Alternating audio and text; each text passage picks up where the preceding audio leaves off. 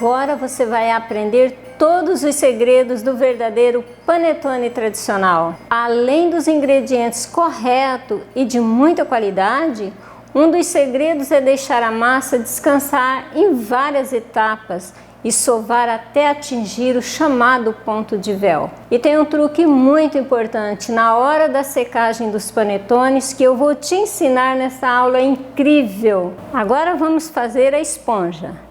É uma técnica para a gente preparar a pré-fermentação para os nossos panetones.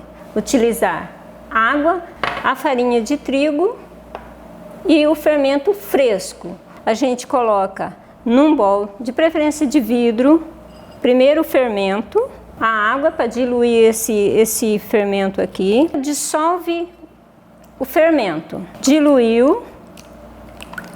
Você já pega a quantidade da farinha do preparo dessa esponja. Bem misturadinho, você vai colocar um papel filme. Deve ficar num ambiente, né, bem fechadinho. Ela tem que ficar bem protegida para o crescimento. A esponja é o fermento que vai entrar na nossa massa do panetone. Vedou bem para o descanso dela. É o tempo que leva para ela fermentar.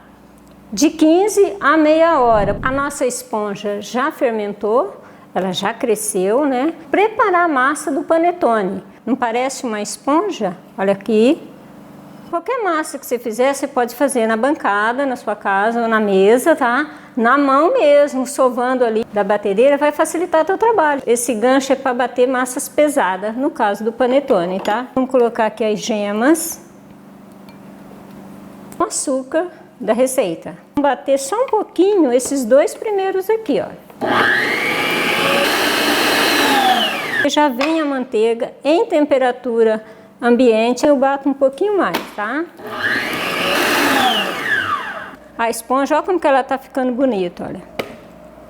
Agora eu tenho a glicerina, o melhorador de farinha, o antimofo, a essência de panetone, né, que tem a quantidade de 20 ml, eu vou colocar aqui para vocês. A gente nunca coloca o sal direto na fermentação, aqui no fermento, senão ele pode matar o fermento. Então a gente coloca na farinha aqui, ó. E eu tenho as raspas aqui, ó, de laranja e limão junto. Agora nós vamos alternando essa farinha com a água da receita. E a batedeira, por melhor que seja, ela não comporta toda a farinha de trigo. Então a gente vai trabalhando aqui aos poucos, colocando a água.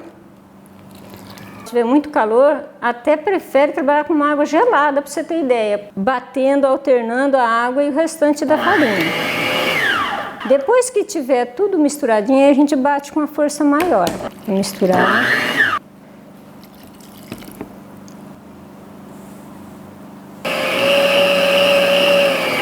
Só tem um pouquinho da farinha. Agora vai bater 10 minutos sem interrupção. Porque eu quero que vocês vejam esse ponto aqui, ó. Tem esse caimento aqui, ó. É isso que eu quero que vocês vejam o ponto para passar para a bancada, tá? Nem sempre a quantidade de água de uma receita que vai fermento fresco, né? Você usa tudo, você vai colocando aos poucos, porque você não sabe que tipo de farinha você tem na mão, tá? É sempre bom ter uma espátula assim para trabalhar com massa, tá? O máximo é dar uma enxugada aqui, ó, tá? Ainda da farinha que eu tenho da receita. Juntar a massa aqui para ela descansar novamente, porque descansou a esponja, né, pro crescimento. Agora a massa, que é o reforço com a esponja, crescer também. Já trabalhada mais nesse ponto molinho, ela vai ficar aqui com plástico, né, bem limpinho, bem higienizado. Numa temperatura ambiente, pode estar aqui na bancada ou dentro de um forno desligado, mas bem fechadinho lá. 10 minutos já está pronto. Se tiver frio, leva até 30 minutos. A nossa massa já descansou. Na bancada que você for trabalhar ou na mesa, vou colocar um pouco do óleo e na mão também. Pode colocar óleo sem exagero, mas também não deixe faltar. Olha que massa maravilhosa. Um pouquinho de óleo na mão, uma espátula também. Abrir aqui metade, metade. Não trabalhar a massa toda de uma vez, tá? Eu vou pegar metade. O recheio da nossa massa é as frutas cristalizadas e uvas passas. Passa na peneira. que a gente colocou de molho numa bebida, seja conhaque ou seja rum, tá? Porque aí eu quero mais maciez nessas frutas, porque elas são muito secas. Aperta com a mão para ver que não tem mais líquido.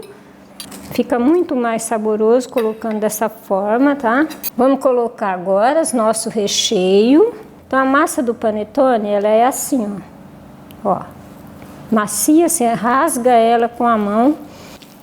Esse movimento aqui, ó. Olha como o óleo ajuda, tá? A frutinha tá aqui atrás, pra cá. Eu usei o óleo, mas se eu quiser agora, na hora de preparar a massa para pesar, eu posso salpicar um pouquinho aqui sem problema nenhum, tá? Mas é pouquinho, é só para enxugar mesmo a massa, tá? Se eu quero um panetone de meio quilo, eu tenho as forminhas aqui, olha, própria para panetone. Não preciso untar 500 gramas. 457. Então você vai pesando e colocando lá e vendo até dar. Olha lá, 550, né? Não se preocupe com as frutas.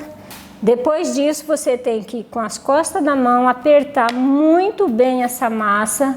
Se você não fizer isso, esse panetone rasga lá dentro e forma aqueles buracos, dando formato, joga de uma vez. Porque agora ela vai subir e eu já mostro para vocês o crescimento. Cresceu? Eu vou falar sobre o crescimento do panetone, é o seguinte. Agora, o crescimento total é no forno. A manteiga que eu usei na massa, tá? Você pega uma tesourinha que você usa na cozinha, tá? Em formato de cruz. Aquela cruzinha e coloca um pedacinho de manteiga. Essa manteiga vai derreter. De repente, o meu forno é mais quente, o 180, do que o seu. Então, é um forno moderado. O que é moderado? Porque ele tem que ser assado moderadamente. O panetone não combina sair do forno com a temperatura ambiente, ele dá um choque térmico. Isso vai fazer com que o teu panetone, que estava perfeito com toda a técnica, ele fica emborrachado e fica a massa pesada. 30 minutos até 40 minutos, acabou, desliga o forno, mas deixa mais uns 10 minutinhos ele ali no teu forno com a porta entreaberta. Já assou.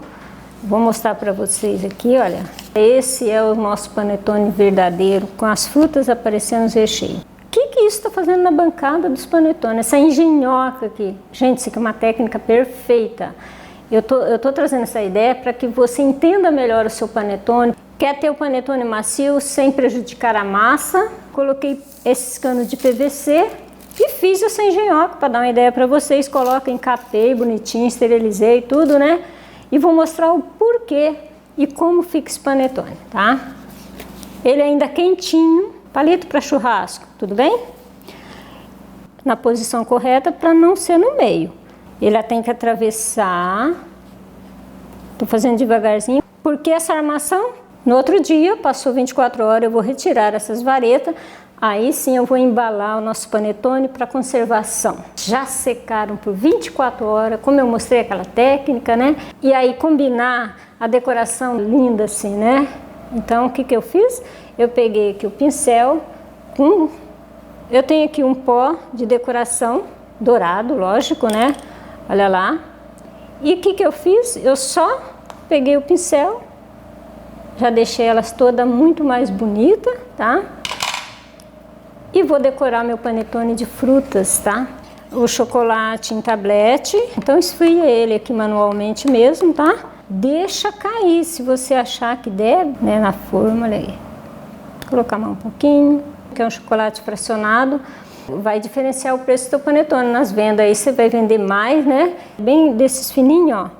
Você colocar assim em cima da fruta, tá? Imaginando neve, né? O aspecto do teu panetone estava simples e ficou vestido para festa, né? Mas vamos falar também das opções. Essa embalagem aqui, ó, né? Que legal, você vai dar de presente ou para venda, se quiser embalar, já vai aqui, ó. Bem fechadinho, né? Eu espero que vocês tenham gostado e até a próxima. Um grande beijo.